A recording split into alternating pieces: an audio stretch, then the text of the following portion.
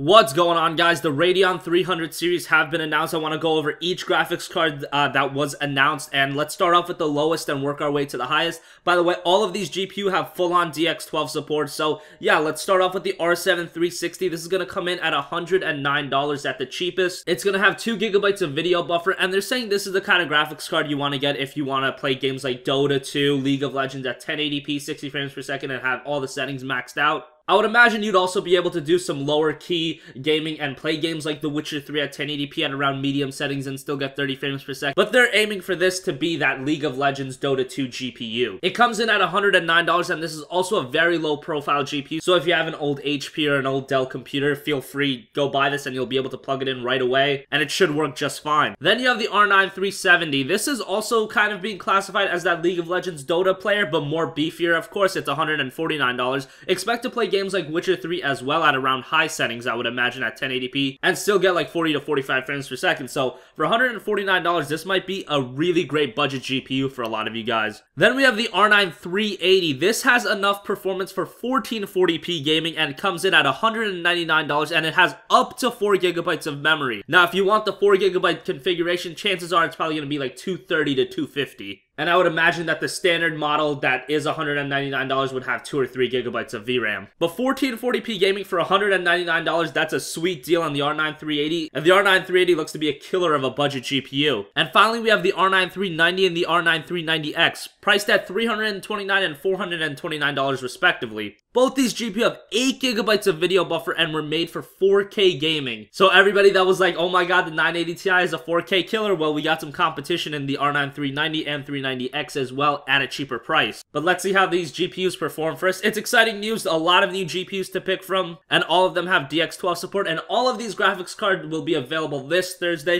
I'm going to try to get my hands on the R7 360 and the R9 370 and maybe the R9 380 as well. So stay tuned for those videos. Let me know what you guys think in the comments section down below. Super exciting stuff, and I'll catch you guys later. Have a great day. Peace.